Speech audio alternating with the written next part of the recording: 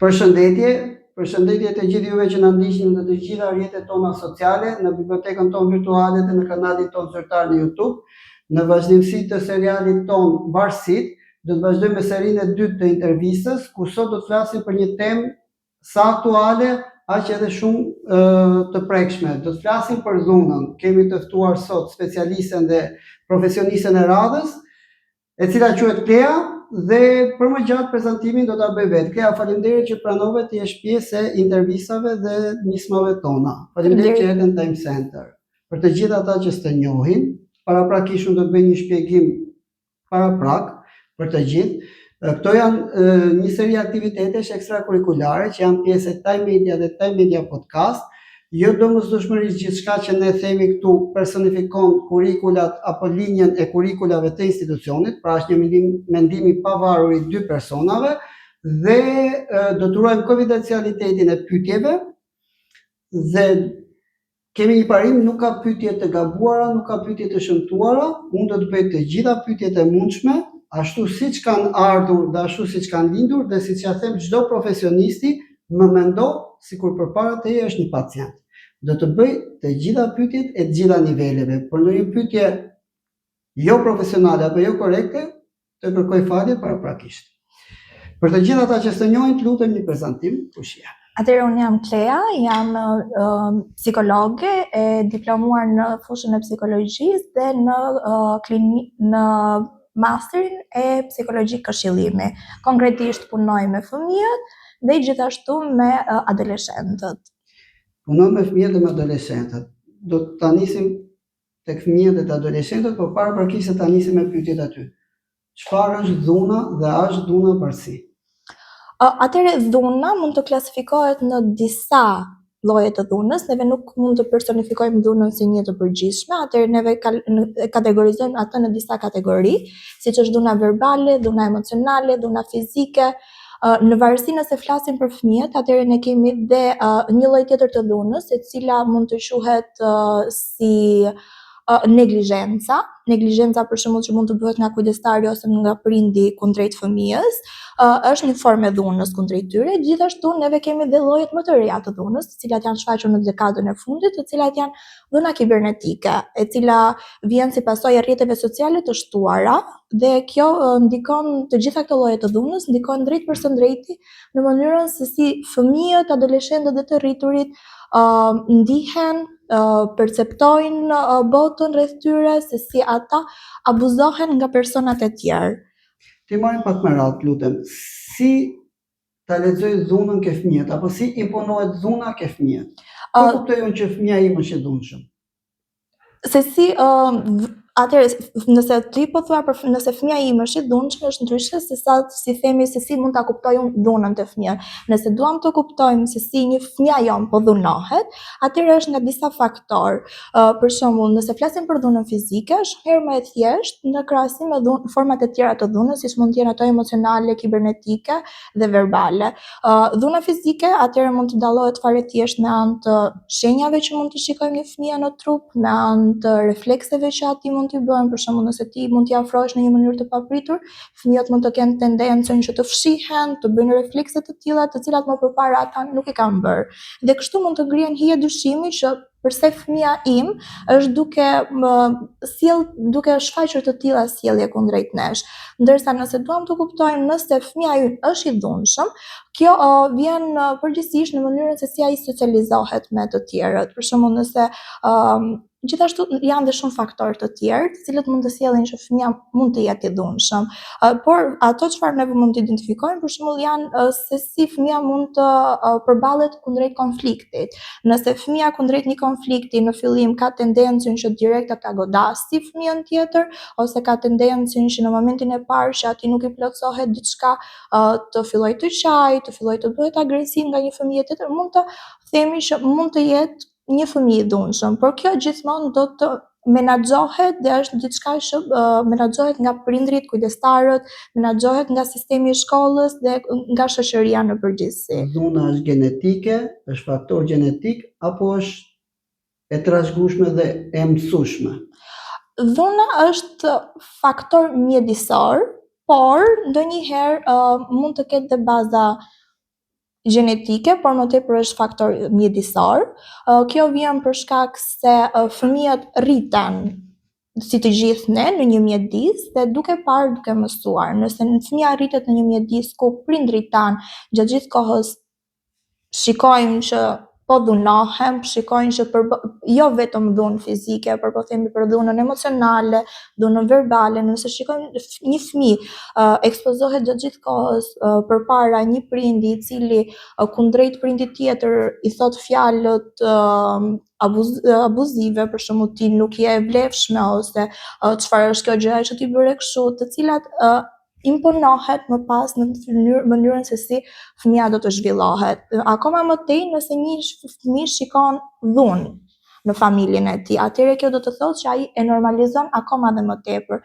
Pasi në pikpamje kur fëmia shikon diçka të aspektet të dhunës në përditshmërinë e tij, atëherë ai e shuan atë diçka të normalizuar dhe nuk i bën përshtypje në momentin që ai del jashtë familjes së tij dhe në shoqëri shikon po të njëjtat veprime.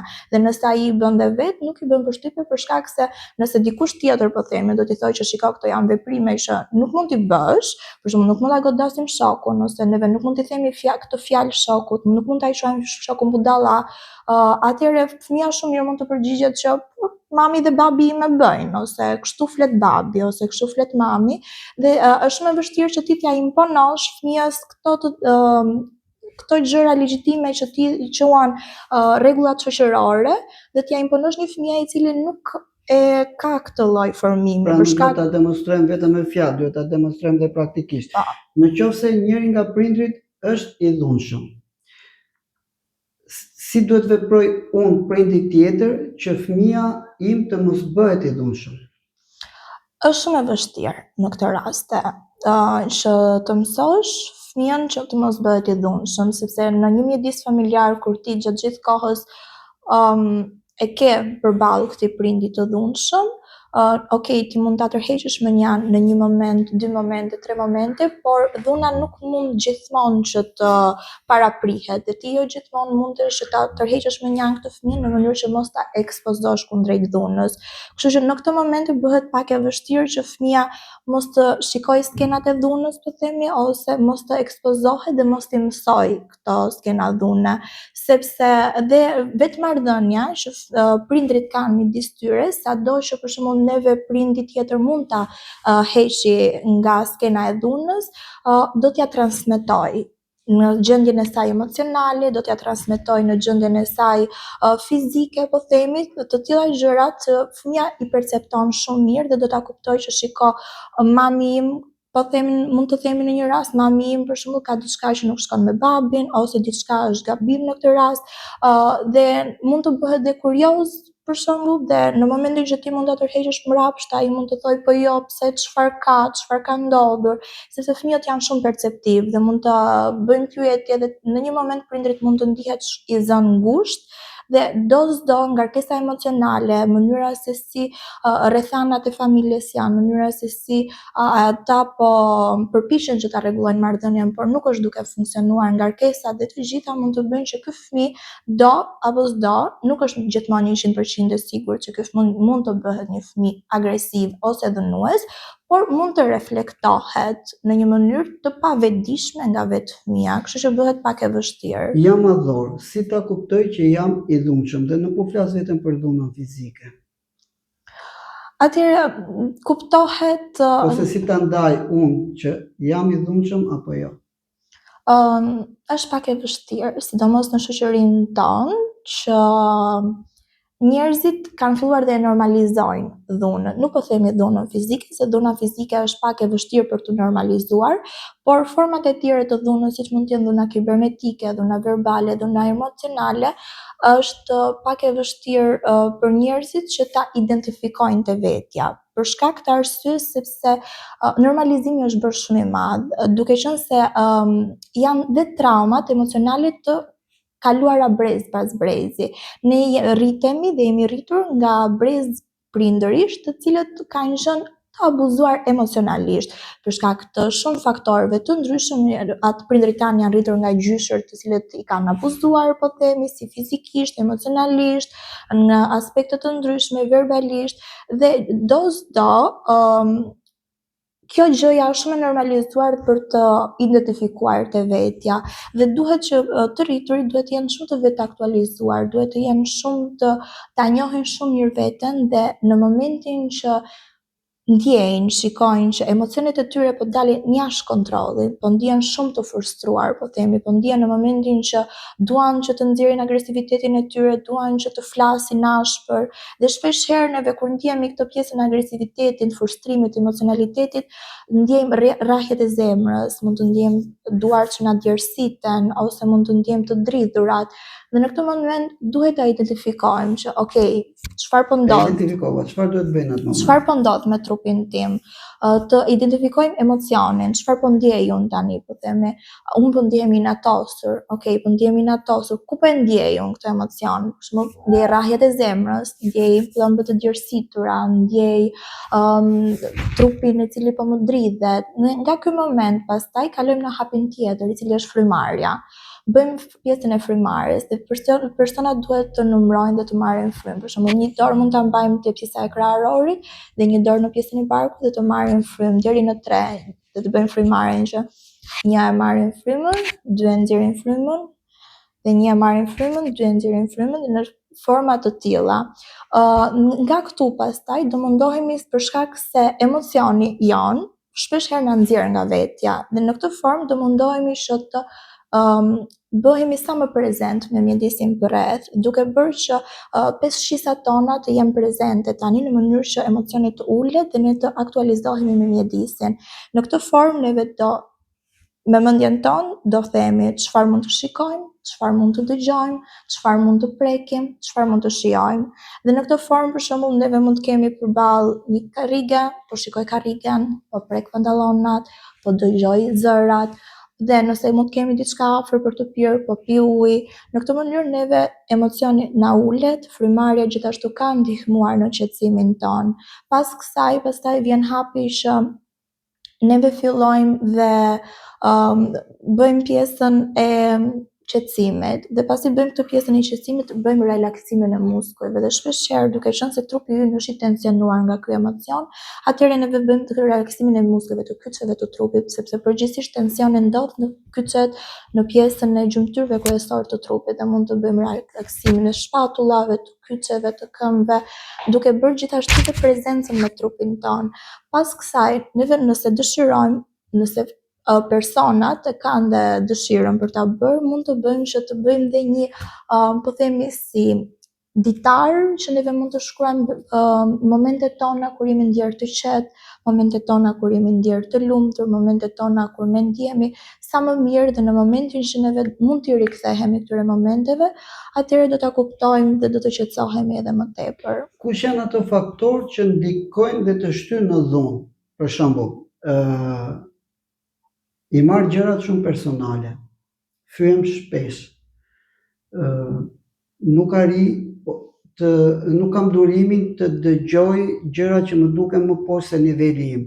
Çfarë duhet bëj? Kush janë faktorët që ndikojnë? Punoj në një ambient toksik, shoqërohem me njerëz toksik. Çfarë duhet bëj që këto mos ndikojnë që unë bëhem një person i donshëm? Pastaj këtu është vendosja e kufive. Njerëzit duhet të vendosin kufin. Në momentin që neve për shembull kemi përballë një person toksik, ose një person që tek ne shkakton diskomfort, nuk na bën që ne të ndihemi rahat, të shprehemi rahat me këtë personin, dhe gjatë gjithë kohës, për shembull, mund të vit, na bezdisit, na flasi dhe të gjitha, dhe ne ndjejmë veten që jemi duke u xhituar, ndjejmë veten që po kemi këto emocionet negative, atëherë neve duhet të vendosim këtë pjesën e barrierave, kur shumë mirë neve mund t'i themi personit të lutem, nuk është momenti i duhur për të folur, ose nëse personi vjen me tendencën sepse në rastin e fyerjeve personi vin me tendencën për të na fyer neve. Kështu që nëse personi e shohim që ky person vin me tendenca për të na fyer, është diçka që neve duhet vëmë barrierat, sepse kjo ndikon edhe në pjesën e vetvlerësimit për veten tonë, ndikon në pjesën e vetbesimit që ne kemi për veten, dhe në momentin që ne lejojmë personin tjetër që ne të na fyej, atëherë neve i kemi dhënë atij kënaqësinë mbrapsht që unë arrita qëllimin tim. Në këtë moment neve do vëmë barrierat tona dhe do themi të lutem, kjo nuk është diçka që unë e pranoj, kështu që mund të mbash vendin tënd dhe unë do mbaj vendin tim. Në këtë mënyrë ti nuk i ke lënë hapësirë personit tjetër që të marrë atë çfarë ai në këtë rast do të dëshironte, që ti të ndihesh e fyer ose që të ndihesh e keq në këtë situata. Kështu që përgjithsisht personat kur vinë me tendenca për të na fyer ose kur vinë me tendenca që të na bëjnë neve të ndihemi keq, ose personat që jemi në një mjedis toksik, vendosja e barrierave dhe e kufive është shumë e rëndësishme, në mënyrë që neve mos na duhet që të harxojmë kohën tonë dhe emocionet dhe ndjenjat tona për disa situata që neve në fund të ditës nuk i kemi në dorë. Pse më ndodh nervozizmi i shpejt? Nervozizmi i shpejt mund të vi për shumë faktorë, kur mund të jetë për shkak të pasigurive që neve mund të kemi, për shembull mund të ndjehemi në një situatë anksioze dhe ne nervozohemi që çfarë do ndodhi, çfarë do bëhet në këtë rast, dhe kjo gjë pastaj mund të ndikojë në mënyrën se si ne shohim veten, a e shohim veten që do jemi të aftë mjaftueshëm për ta realizuar diçka apo jo. Nervozizmi mund të vi për shumë faktorë, por që neve duhet të gjithmonë që të njohim veten tonë edhe të identifikojmë cilat janë arsyet që po ndihem nervoz tani, cilat janë arsyet që unë jam duke përjetuar këtë ndjenjë në vendet time dhe në trupin tim. Pra gjithë baza nis ke njohja e vetes. Po. Flasim për një ambient familjar. Partneri ose partnerja është e dhunshme. Unë e njoh veten time, e njoh dhe partnerin ose partneren. Nuk dua të shkoj në divorc dhe nuk dua të shkatroj familjen. Si mund ta menaxhoj? Atëherë është një Pra si temë mund shumë bashkëtoj me një person të dhunshëm. Që mund të jetë dhunë verbale, mund të jetë dhunë fizike, Po, dhunë emocionale, nuk duhet të jetë e pranueshme në asnjë aspekt. Por është një temë shumë delikate, për shkak se nëse personi e njeh personin tjetër, atëherë dhe njeh veten e vet, mendoj që ka arritur një stad për ta vlerësuar, po themi, se sa mundet ky person që ta arrijë. Nëse ky person mundet që ta arrijë dhe neve mundemi të bijem në kompromis, për shembull ne mund të kemi zgjidhjen si terapinë e çiftit, dhe terapia e çiftit në këtë rast mund na ndihmonte shumë për të marrë të dyja palët dhe për t'i ballafaquar, përsi kjo është dhe thelbi i terapisë së çiftit, për që neve të zgjidhim mosmarrveshjet tona, po themi. A ke ti si profesioniste një mesazh për të gjithë ata që mund të kenë tabu, se shumë e bukur kjo ta flasim me njëri tjetrin, por duhet kuptojmë dhe diçka që ka shumë tabu. Domethënë, ka shumë çifte, po e nisim ke çiftet, por ka shumë njerëz të cilët dhunohen ose janë prej dhunimit ose dhe dhunojnë, duan ta rikuperojnë veten kur dhunojnë, por kanë frikë ta pranojnë publikisht ose ta pranojnë hapur, dhe shkuarja tek një profesionist është indirekt një pranim i hapur i asaj për cilën ai po vjen. A ke një këshill për të gjithë këto njerëz, persona të cilët vuajnë, se mund të jetë, domethënë nuk ka gjini dhuna, mund të jetë femër ose mashkull, nuk ka rëndësi, dua thjesht një këshill tënden se këta duhet të drejtohen, se ne duhet të drejtohemi. Pra po them ne që askush mos ndihet i paragjykuar, pse ne duhet të drejtohemi tek profesionisti. Atëherë drejtimi te profesionisti asnjëherë nuk është turp. Domethënë përkundrazi, ti je duke u drejtuar te profesionisti sepse ti ke bërë gjithçka që është e mundur në dorën tënde. Ke bërë gjithçka që është e mundur në dorën tënde dhe nuk e mundur t'i japësh zgjidhje situatës e cila po ndodhet. Dhe për këtë arsye ti po drejtohesh te profesionisti. Kjo është një vendim shumë i rëndësishëm, është një hap shumë i madh, sidomos në shoqërinë tonë, në cila drejtimi te një profesionist akoma është e vështirë nga njerëzit që të pranohet, siç e thatë edhe ju, dhe të shkojë deri aty sa të mund të shkojë edhe në terapi. Por që është një hap i nevojshëm, është një hap i nevojshëm. Sa ndihmon terapia e çiftit që unë ta rregulloj marrëdhënien time? familjare ose personale, nuk ka rëndësi. Ndonjëherë nuk mund të them që terapia e çiftit domosdoshmërisht do të ndihmoj që ti të rregullosh marrëdhënien.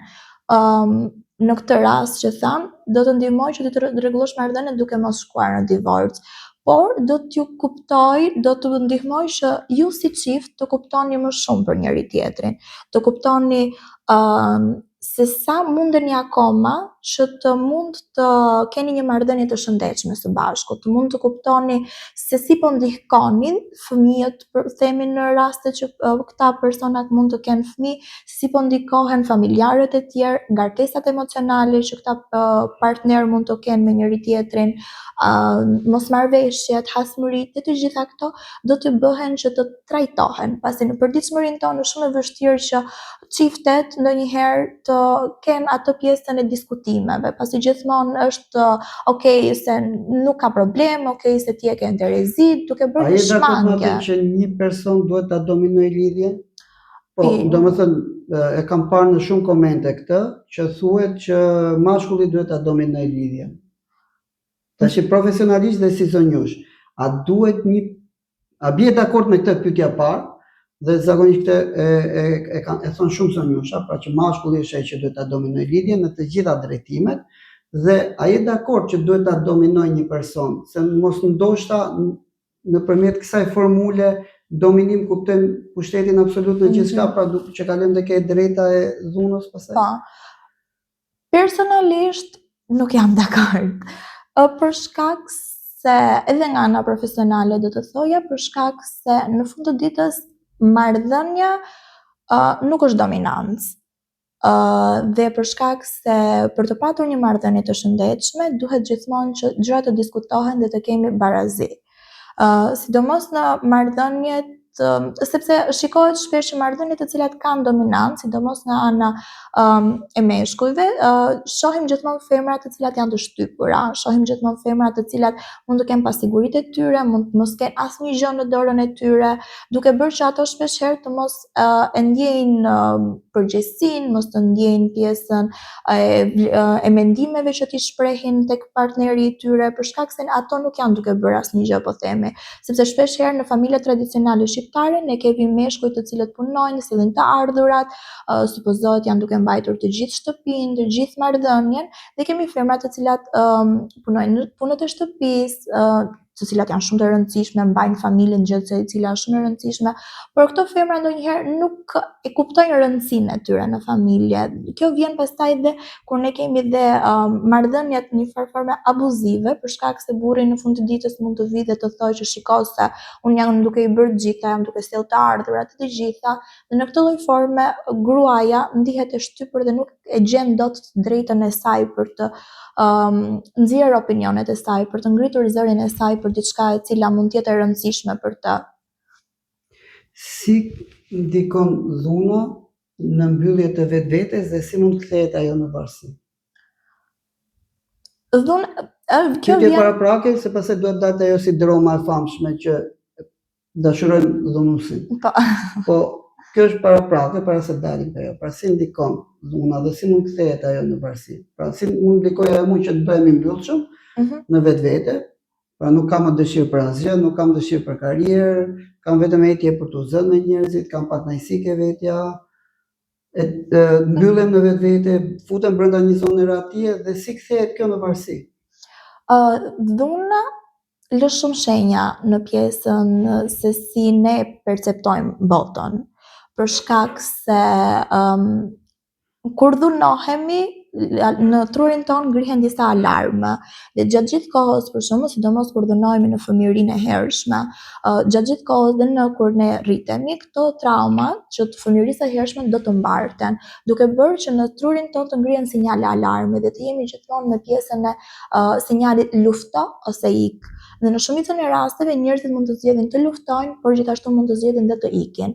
Në rastin që ne krijohem izolim, është për fakt se personat zgjedhin të ikin, zgjedhin të izolohen, dhe pasiguria që ata kanë për pjesën e marrëdhënieve, sepse dhuna pastaj krijon problematika në formimin e marrëdhënieve të shëndetshme dhe frikën në pjesën se si do të personi tjetër do të sillet kundrejt tyre, se si personi tjetër a do ta a do ta dhunoj apo jo, a do ta bullizoj apo jo.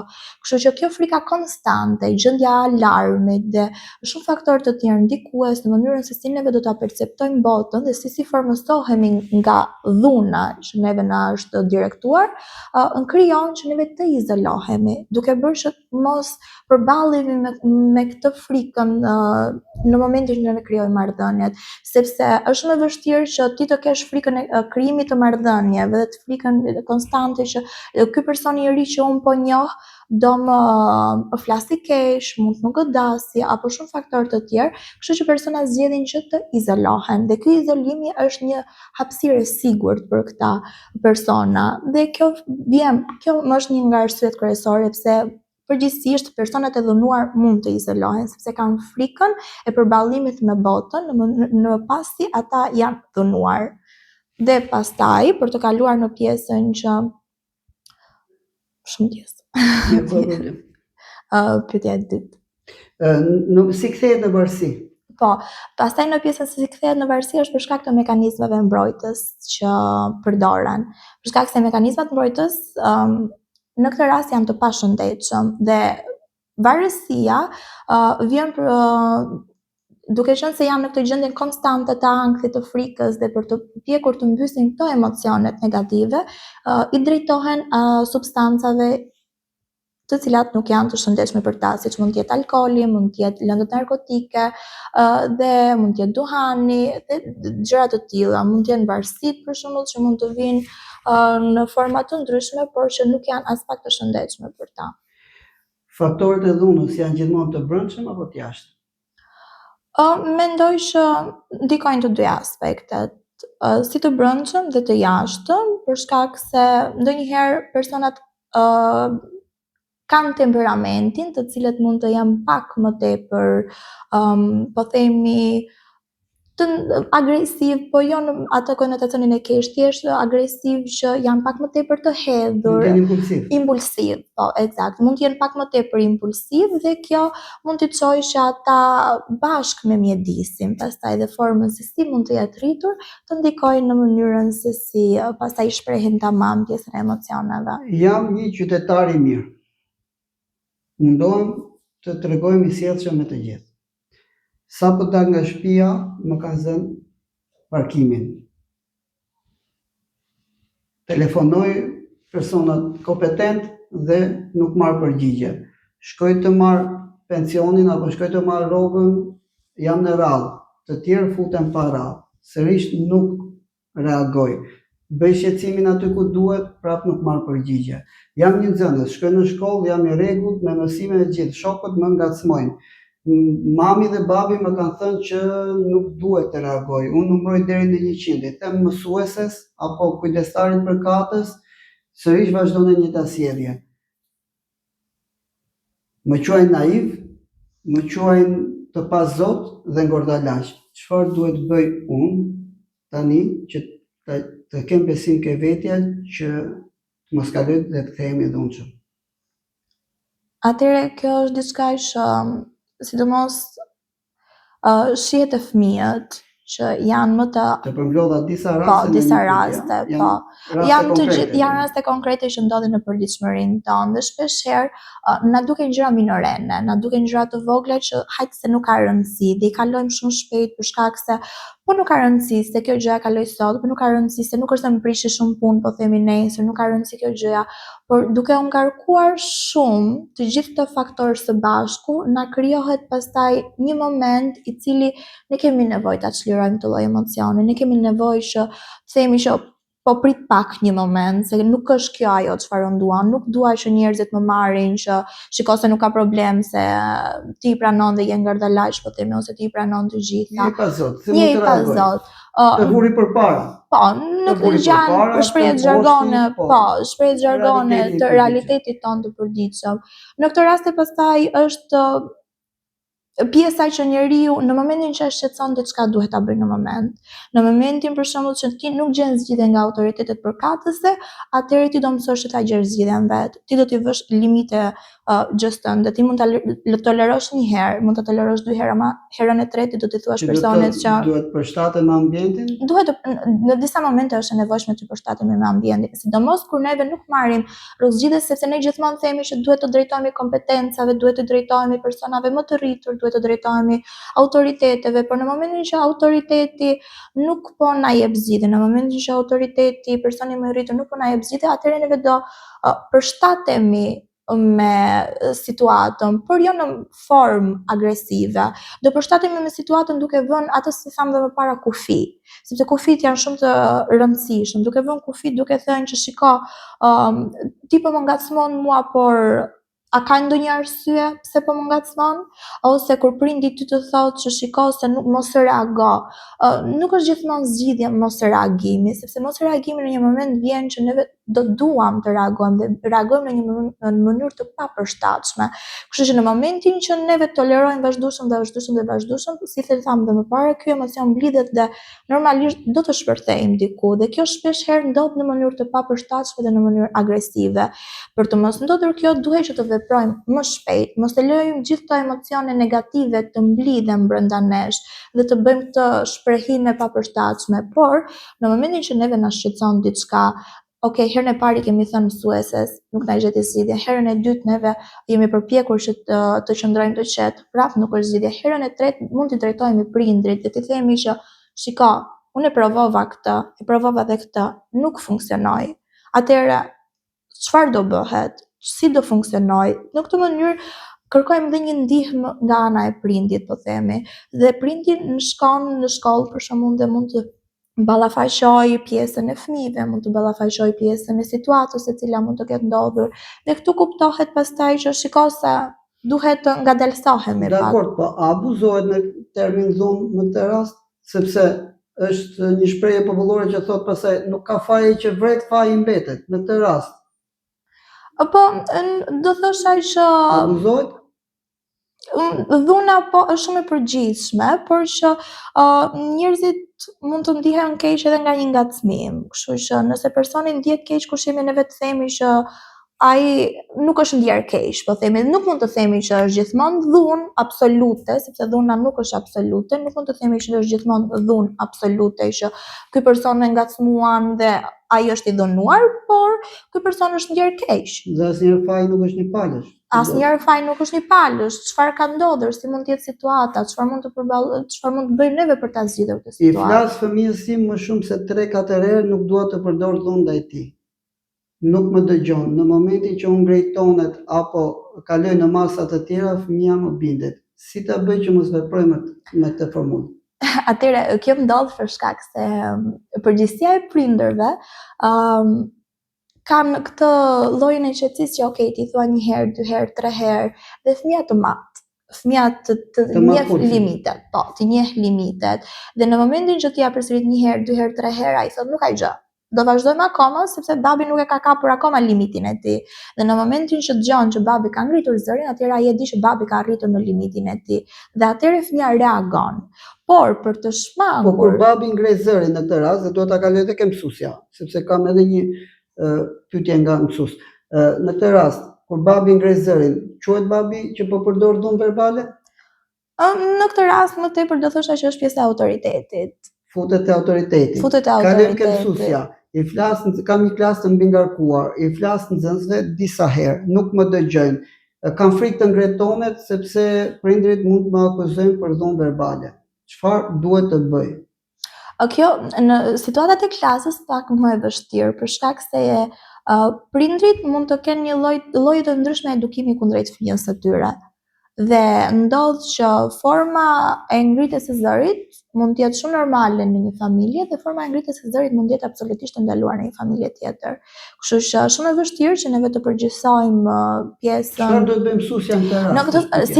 Duhet ta ngrej zërin apo jo? Në këtë rast, edhe në familje, edhe në shkolla, në institucione, po themi, është e rëndësishme që zëri mos të ngrihet asnjëherë. Për shkak se fëmiu duhet mësuar që në fëmijërinë e tij të hershme që për veprimin që ti e duke bërë ka pasoja. Është gjithmonë ajo që ne themi shkak pasojë. Fëmia do mësohet që në familje, sepse nuk mund ta mësojë mësuesja, po themi. E lëm familjen jashtë, nuk merret familja. E kemi fëmijën në klasë. Çfarë duhet bëj në këtë rast? Që unë të përdor të gjitha metodat që mos të ngrej zërin. Nuk më bindet fëmia në këtë rast. Po, atëherë do nëse klasa nuk më bindet, do të vinë si rrjedhshmëri problemet e tjera. Pra ata do vriten me njëri tjetrin, do goditen me njëri tjetrin, unë nuk do t'jap shërbimin e duhur arsimor, nuk do të plotësoj planin. Është një shqetësim shumë i madh në shkollat publike, gjejmë shpesh të iden plani. Pra nuk do të plotësoj planin, thotë dhe unë duhet të mbledh klasën. Çfarë duhet bëj? Atëherë janë disa gjëra që mësuesja është shumë e mbingarkuar në ato momente dhe është e kuptueshme. Nuk mund ta themi është e kuptueshme, por nga perspektiva jonë është e kuptueshme që personi mund të mbingarkohet dhe mund të ngrijë zërin, por nga perspektiva e prindit është e vështirë për ta kuptuar sepse ata nuk e përjetojnë ngarkesën e mësuesit dhe shpesh herë e gjykojnë. Do të thosha që nuk është zgjidhja. Kur ti e di që një fëmijë është problematik, atëherë gjëja që mund të bëjmë është që këtij fëmijë problematik neve t'i shfaqim çfarë janë pasojat e veprimit të tij. Nëse ai është duke bërë këtë, atëherë do të ketë këtë pasojë. Nëse ai ka bërë një veprim të gabuar, atëherë normalisht do të ketë pasoja. Dhe këto pasoja janë gjëra të cilat do të mund të ndikojnë në pjesën se si fëmia. Po pak avokatin e djallit. E ngjojmë këtë shpesh në çdo emision investigativ kur dalin raste të cilat janë të papranueshme. Gjithsesi, po të lexosh komentet, flasim komentet e arsyeshme, jo dhunën apo komentet baltosin që ndodh shpesh apo atë që unë e quaj dhënien e mendve nga ekrani. Mësuesja mund të thotë, nuk kam të drejtë ta ngel, nuk kam të drejtë ta nxjerr nga klasa, nuk kam që kjo nuk do të ndodhi asnjëherë, nuk kam të drejtë ta prek me dorë, nuk kam të drejtë të thyej notën sjellje, çfarë të bëj thotë?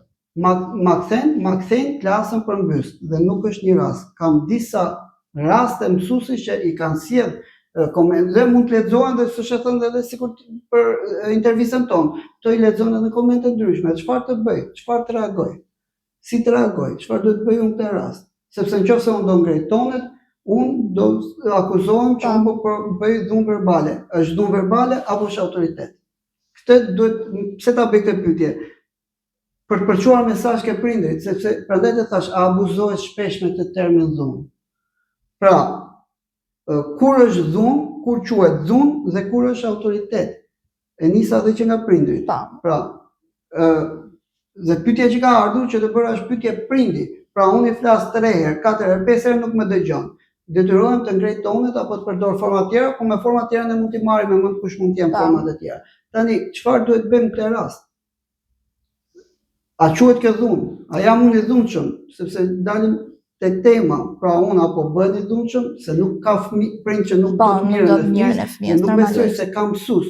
Mësuesia është mision që apo një njeri normal që do t'i bëj keq një fëmijë. Se futemi ke njerëz jo normal nëse do t'i bësh keq një fëmijë. Flasim për njerëz normal, të cilët vëmë shpesh në jetën tonë përditshme përpara një situate të tillë. Çfarë duhet bëhet?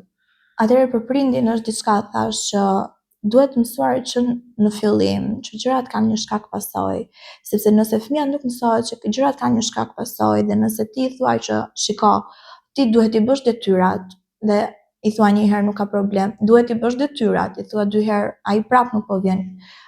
Të thash duhet i bësh detyrat, i thua 3 dhe në momentin e 4 ti ngre zërin, atëherë fëmia ta ka matur, fëmia ka thënë nuk ka gjë. Dhe nëse ti për shembull i thuaj që shiko, bëhet me dënimet që janë të pranueshme deri diku. Dhe ti i thuaj që shiko, nëse ti nuk i bën detyrat, nuk kemi për tiku për të luajtur. Dhe në momentin që fëmia nuk i bën detyrat dhe ti prapë e çon për të luajtur, atëherë është diçka që ke shkelur kufitet tu. Në rastin e mësuesit pastaj është shumë e vështirë për shkak se prindja është vetë autoriteti dhe normalisht e bën vetë, po themi ligjin te fëmia e tij dhe po e mat vetë fëmijën e vet. por dhe mësuesi maten po themi dhe nga institucioni vetë arsimor. Por çfarë mund të bëhet është që të merret edhe mbështetja e psikologës së shkollës dhe shpeshherë nëse ne kemi fëmijë problematik, mësuesja duhet i referojë te psikologja e shkollës ose mund të bëhen orë të hapura nga ana e psikologës së shkollës, të cilat të mund të bëjnë pjesën e dhunës, po themi, pjesën e qetësimit, që mësuesja të mësojë atyre teknika relaksimi, që mësuesja të mund të menaxhojë ose të bëhet mbledhja midis mësuesve dhe psikologës, të diskutohen tema të tilla dhe të gjendet një metodë përshtatshme brenda institucionit shkollor në mënyrë që të krijohet një mjedis sa më i përshtatshëm për të mësuar, që dhe mësuesja të jetë i qetë dhe ajo të ketë matur të gjitha gjëra, po themi, të jenë në dieni dhe prindërit që shiko, neve po përdorim këtë lloj teknike, po përdorim këtë lloj metode, sepse dhe ata normalisht duhet të jenë në dieni për çfarë ndodh në klasën me fëmijën e tyre dhe pastaj dhe mjedisi klasës të jetë shumë i qetë për ta, por në moment që mësuesja e shikon veten që është agituar dhe të gjitha, shumë mirë atëherë mund të referojë këtë problem dhe te psikologja e shkollës dhe tek autoritetet e tjera nëse duhet, punës sociale, po themi, në mënyrë që të bëhet një mbledhje e gjithë kabinetit shkollor për të referuar problematikat e tyre dhe për të gjetur një zgjidhje sa më të përshtatshme për mjedisin në të cilën ata janë, duke pasur parasysh prindrit, duke pasur parasysh fëmijët, duke pasur parasysh mirëqenien e vetë mësuesve, mirëqenien e prindërve dhe mirëqenien e fëmijëve. Si ti edukoj ndjenjat e mia? Dhe pasi të edukoj ndjenjat e mia, si ti edukoj ndjenjat e fëmijës? Si ti kultivoj dhe edukoj ndjenjat e fëmijës? Është ajo që thash që ne duhet i njohim si fillim ndjenjat tona. Sepse ne si popull e kemi të vështirë që të njohim ndjenjat tona, sepse nëse neve na pyet po si je sot, përgjigjja e parë që ne themi jemi mirë. Edhe nëse ne ndihemi keq, dhe nëse ne ndihemi të lodhur, dhe nëse ne ndihemi domethënë pak pa qef apo ndihemi në ankth, gjithmonë neve themi mirë, dhe neve nuk e identifikojmë asnjëherë ndjenjat tona, dhe neve dim si popull të përgjithshëm që jemi ose mirë ose keq. Neve nuk ndim ndonjëherë të themi që po ndihem pak ankthioz, ose po ndihem pak e frustruar, ose po ndihem pak e keq kuptuar, po ndihem pak e lodhur. Dhe si fillim është shumë e rëndësishme që ne të dim të identifikojmë ndjenjat tona. Nëse neve si prindër nuk dim të identifikojmë ndjenjat tona, nuk kemi se si ja mësojmë fëmijës tanë. Po sa sigurt jam që nuk do paragjykohem.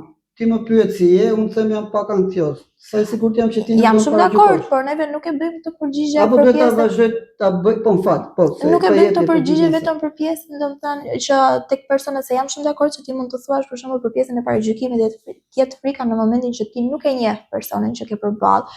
Dhe normalisht nuk e pse arsyeton pjesën e ndjenjave të tua tek një person që ti nuk e ke sigurinë. Por në momentin që ti ke një person përballë që ta ofron sigurinë e të shprehurit dhe ti prap në atë moment të përgjigjesh vetëm keq apo mirë, atëherë është diçka që ti nuk di ta referosh si ndjenjë, ti nuk di ta referosh se çfarë je duke përjetuar. Dhe kur ti pyetë po pse je keq? Po ja, se si ndihem. Dhe ne nuk aktualizohemi me arsyen pse po ndihemi kështu, nuk aktualizohemi me ndjenjën tonë, nuk aktualizohemi që cilat kanë qenë shkaqet që po më bëjnë mua të ndihem e lumtur, cilat kanë qenë shkaqet që po më bëjnë mua të ndihem e lodhur, cilat kanë qenë shkaqet që po më bëjnë mua të ndihem e frustruar, agituar, po themi. Dhe kjo gjëja, domethënë, neve nuk mund t'ja besojmë ndjenjat tona një personi të rëndom që po takojmë në rrugë, se normalisht është gjithmonë ajo frika që është do abuzohemi, do themi që ja direkte, por që edhe fakti që nuk do na kuptojnë, se jo të gjithë neve mund të na kuptojnë. Si ti kultivoj ndjenjat e fëmijës, si ti edukoj? Ajo që thash, duhet nisim duke i njohur nga vetja. Në momentin që ti i njeh nga vetja, ti je aftë të identifikosh tek fëmia. Në momentin që fëmia për shembull është i frustruar ose është i mërzitur, nuk mund t'i themi fëmijës ha mos çaj, se s'ka gjë, ha mos çaj se ti je çun, po themi se në rastin e çunave është shumë herë më prezente se në rastin e vajzave. Dhe nuk mund të krijojmë këtë idenë që ti je djalë, edhe ti nuk mund të qash, ti nuk mund të ndihesh i mërzitur, se ti je djalë, ti je i fortë. Edhe nuk je gocë, se bëhet edhe ky pasaj krahasimi që gocat janë të dobta dhe djemt janë ata që janë më të fortë dhe nuk duhet të ndjejnë emocione negative. Dhe në këtë mënyrë domethënë kur fëmia është i mërzitur, ti i thua si po ndihesh? Si po ndihesh tani? Ku po e ndjen? Po e ndjen çfarë të shqetëson? Po të rrej zemra? Po çfarë po ndjen të trupi, po themi, dhe këto emocione dhe ai mund të thojë për shembull që po ndihem po më rrej zemra. Po pse po të rrej zemra? Po se po themi ai më goditi. si po ndjehesh ai të goditi, po ndjehemi inatosur. Dhe në këtë mënyrë fëmia identifikon emocionin e vet që është i inatosur, dhe ai këtë pjesën e inatosur mund ta shfaqë me të qara, sepse është akoma i paformuar mirë, po themi, për ta menaxhuar ndjenjën e inatit. Kalojmë te dy pyetje shumë interesante. E para, kam qenë në një marrëdhënie, e shkëputa për shkak sepse ndaj meje ushtroi dhunë, po e dashuroja atë njeri dhe u riktheva i dhash një mundësi të dytë. Për pak kohë ishim shumë mirë, tani marrëdhënia është bërë toksike, çfarë duhet bëj? Ende e dashuroj, mbyllet mesazhi. Po, por sa të ardhmen shef në kjo marrëdhënie? A është diçka që të do doje ta shikoje veten tënde? A është diçka që ty të jep, nëse domethënë ti e përfituron veten tënde në të ardhmen, a e përfituron në një marrëdhënie abuzive të tillë, po themi? A e përfituron veten tënde pas disa viteve, po themi, që ti jesh e lumtur? Është shumë e rëndësishme që në një marrëdhënie neve të mund të përfitojmë veten tonë edhe më vonë dhe të mendojmë që neve do jemi të lumtur me këtë person, neve do kemi një marrëdhënie të shëndetshme me këtë person. Dhe jo se edhe vite më vonë neve do mund të jemi duke u grindur me njëri tjetrin, ai duke më dhënuar mua. Kështu që nëse personi ka provuar një herë dhe nuk ka zgjidhur diçka, nuk ka mundur që këtij personi tjetër të bien balanca, të mos e dhunoj, ka ndarë, ka provuar prap, e ka ndarë, atëherë çfarë duke kërkuar nga kjo marrëdhënie? Është pyetja. Sidhem gentil me vajzat. Dhuroj lule dhe gjithçka, po sa herë jam sjellur gentil, gjithmonë jam zgënjur, dhe sa herë kam bërë machon, gjithmonë jam respektuar dhe kam pasur lidhje të forta. Kjo pastaj Kush duhet të jem? Kjo pastaj vjen për shkak se dhe të mentalitetit, mendoj, për shkak se mentaliteti ynë pak në shqiptar është që, siç e diskutuam më përpara, që çuna duhet të jenë dominant, që çuna duhet të jenë gjithmonë të fortë dhe duhet të jenë machot, po themi në këtë rast. Dhe kjo bën që dhe gocat në mendimet e tyre për personin ideal të mendojnë dhe të krijojnë të iluzionit e një djali macho, një djali dominant.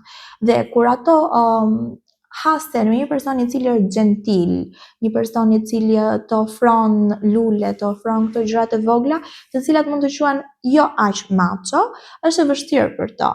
Edhe kjo vjen edhe për shkak se shpesh herë femrat gjykojnë njëra tjetrën në marrëdhëniet e tyre, dhe kjo vjen për shkak se për shembull një vajzë adoleshente, po themi, mund të jetë në shoqen e saj dhe dikush mund t'i thotë: po ti, çfarë është kjo, çfarë është to veprime, domethënë, partneri im nuk i bën këto, ai mua nuk më bën kështu lloj gjëra, është shumë burr, ky partneri yt nuk është burr mjaftueshëm, sepse neve femrat e personifikojnë shumë edhe me prindrit e tyre. Dhe prindrit shqiptar, përgjithsisht burrat, nuk janë shumë gentila, domethënë ato kanë formën e tyre të treguarit dashuri, por jo në formën e të dhënit lule, të bërit dhurata, po themi, nuk është një gjë që neve shikojmë gjithmonë, është diçka që neve mund ta shikojmë shumë rrallë tek prindërit shqiptar meshkuj, dhe kjo bën që dhe iluzioni i tyre për partnerin të ketë një shembull në vetvete prindin e tyre, që është babi në këtë rast, duke qenë se babi nuk i ka bërë këto gjëra, por ato është pak e çuditshme të shohin dikë tjetër që t'i bëj këto gjëra dhe nuk e shohin dot një veten në një marrëdhënie me to, po theme. Në të gjitha show televiziv, tani pyetja ka ardhur me emër, por ne nuk mund të përmendim emrat e showve televiziv, se nuk jemi këtu për tu keq kuptuar. Heronjt kryesor janë heronj dominant, por që në vetvete kanë qenë heronj të dhunshëm. Fëmia im adhuron disa prej tyre. Si të bëj që ai të mos adhuroj ato, por të adhuroj personat e qetë. Por sa herë unë i kam bërë shembuj paralel, më ka thënë jo, sepse këta humbën loje. Kjo është pastaj ajo që themi që shoqëria jonë është pak agresive në vetvete, për shkak se gjithmonë ajo që thamë është normalizohet dhuna, dhe duke qenë se normalizohet dhuna, kjo sjell që këto gjëra të duken sa më normale dhe si ta ndalojmë normalizimin e dhunës.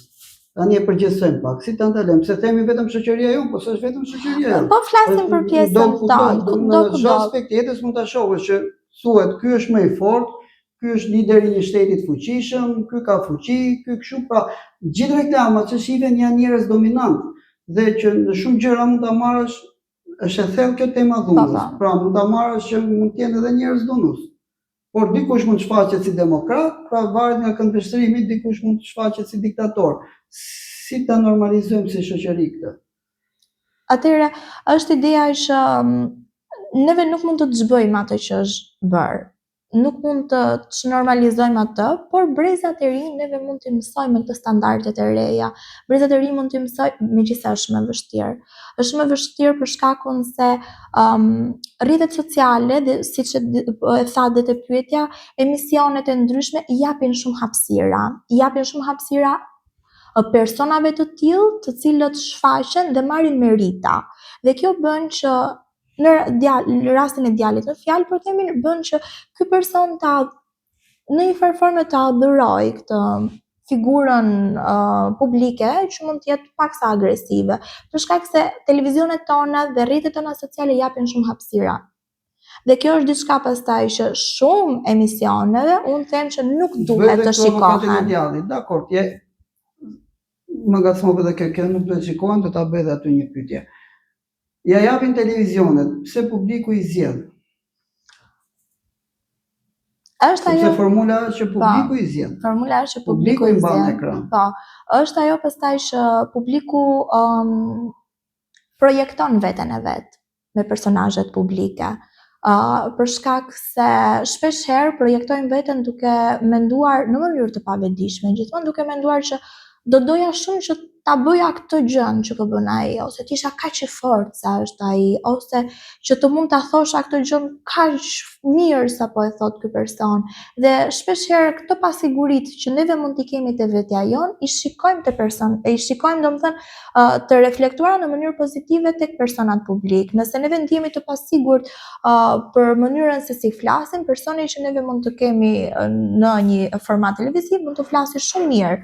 Dhe kjo të bëjë që neve këtë person të projektojmë mendimet tona, të projektojmë çfarë neve do donim të ishim, dhe prandaj publiku i mbështet, sepse shumica për shembull mund të ndihen të pafuqishëm, dhe duke parë një person të fuqishëm, duke parë një person autoritar, një person i cili është gjithmonë shumë i lojës apo është duke bërë gjëra që ai nuk është duke i bërë dot, atëherë ai shikon atë çfarë do donte të ishte. Ose unë mendoj se nuk është problemi se publiku i mbështet. Mendoj se nuk ka një alternativë tjetër publiku. Dhe duhet nxjerrim gjithmonë një alternativë të kundërtën e kësaj. Ndoshta. Se nuk i promovohet. Tek pjesa e të shikohen. Tani kemi një muzikë që mund të jetë e bukur dhe dëgjojmë në makinë. Kemi një film ku mund të ketë skena dhune dhe është filmi më i shikueshëm në Netflix. Mund kemi situata, aktivitetesh të ndryshme. Është më mirë që këto të shikohen të kontrolluara apo të mos shikohen, se ndonjëherë ndaluara ti jep më adrenalin, pastaj kur thua është ndaluar, pra mos e shiko.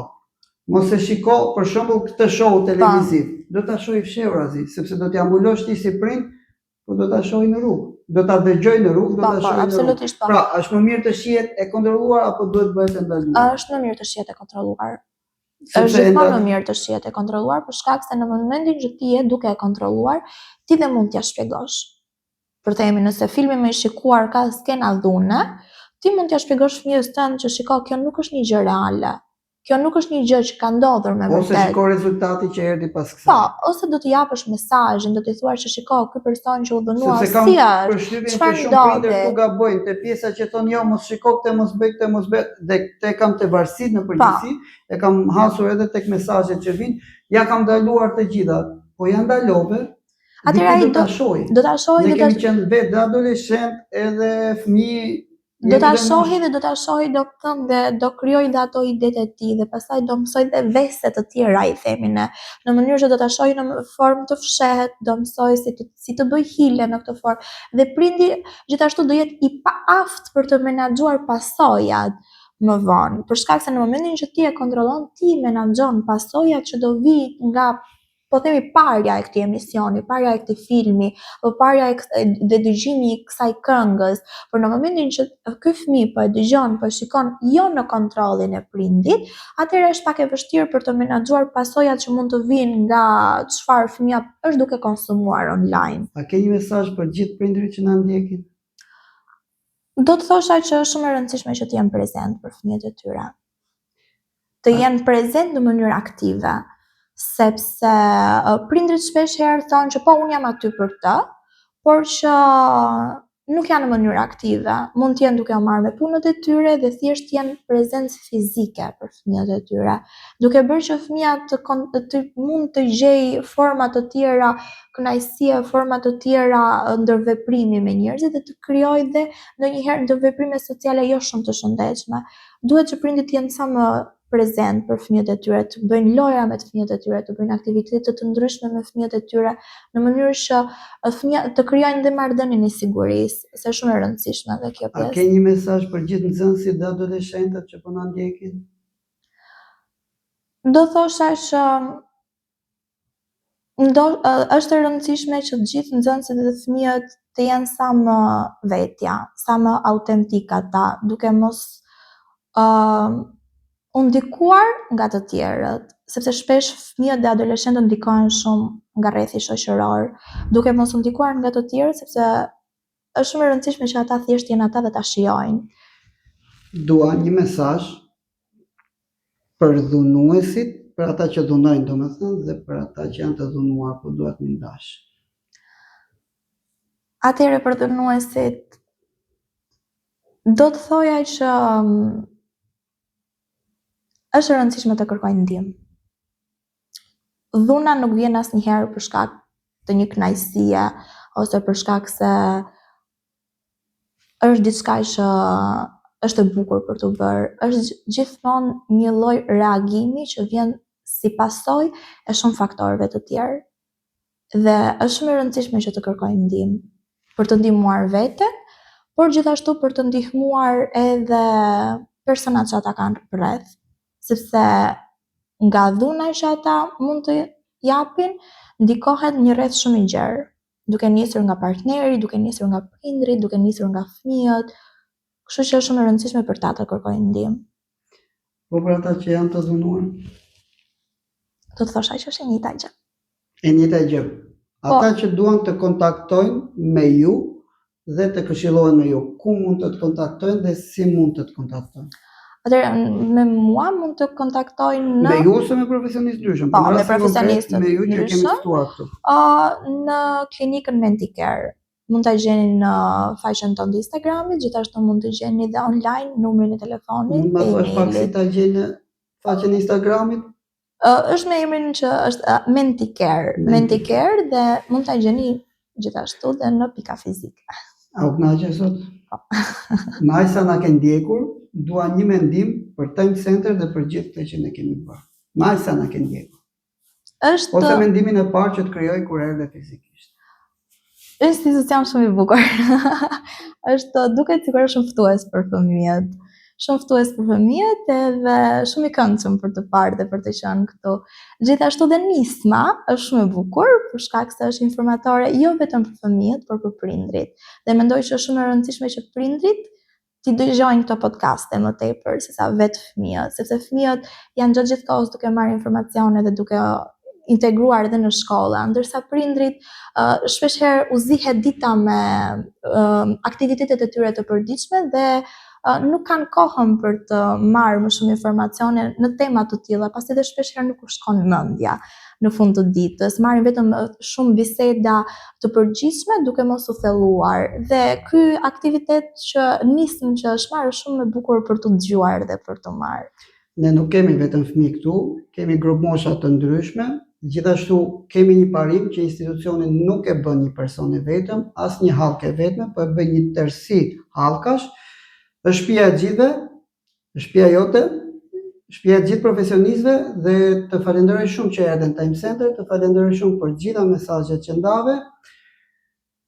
E kam thënë në çdo intervistë, vazhdoj ta them, nuk është turp për gjëra që nuk duhet kemi turp.